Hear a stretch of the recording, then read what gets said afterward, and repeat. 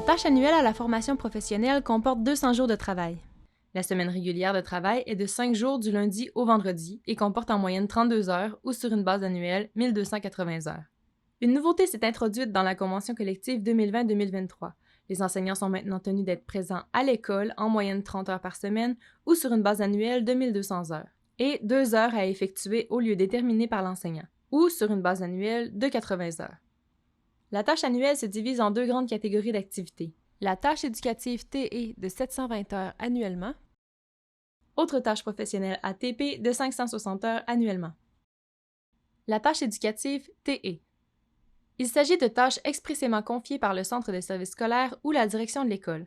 C'est la direction qui détermine le travail à accomplir. Celle-ci compte pour un total de 720 heures par année ou 19 heures par semaine. Autres tâches professionnelles. La deuxième catégorie d'activités est composée par les autres tâches professionnelles ATP et se subdivise en 3 parties.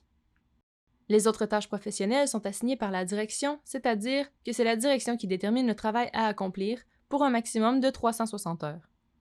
Parmi les autres tâches professionnelles, ATP, 200 heures anciennement TNP sont réservées aux enseignantes et enseignants afin d'effectuer des tâches personnelles pour lesquelles ils déterminent le travail à accomplir dans le respect de la fonction générale, de même que le moment pour l'accomplir. Nouveauté.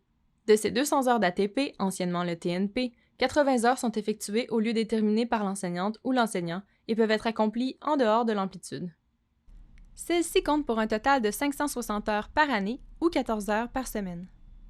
La consultation collective. L'organisme de consultation et de participation des enseignants est consulté dans le cadre de la répartition des fonctions et des responsabilités sur les activités de la tâche éducative, autres que les cours et leçons, et le temps nécessaire à la réalisation de chacune d'entre elles sur une base annuelle. Les autres tâches professionnelles inhérentes à la fonction enseignante, excluant le travail à accomplir déterminé par l'enseignant, et le temps nécessaire à la réalisation de chacune d'entre elles sur une base annuelle. Consultation individuelle. La direction de l'école consulte l'enseignant en prévision de l'élaboration de sa tâche annuelle sur les activités de la tâche éducative, autres que les cours et leçons, les autres tâches professionnelles inhérentes à la fonction enseignante. Horaire de travail. L'horaire de travail comprend uniquement les activités professionnelles récurrentes déterminées par la direction où la présence de l'enseignant est requise à un moment précis, comme la présentation de cours et leçons ou la surveillance de l'accueil et des déplacements. Ainsi, lorsque le travail à accomplir est déterminé par le personnel enseignant ou lorsqu'il ne nécessite pas une présence récurrente à un moment précis, par exemple du temps de rencontre flottant pour un comité, les activités ne figureront pas à l'horaire de travail.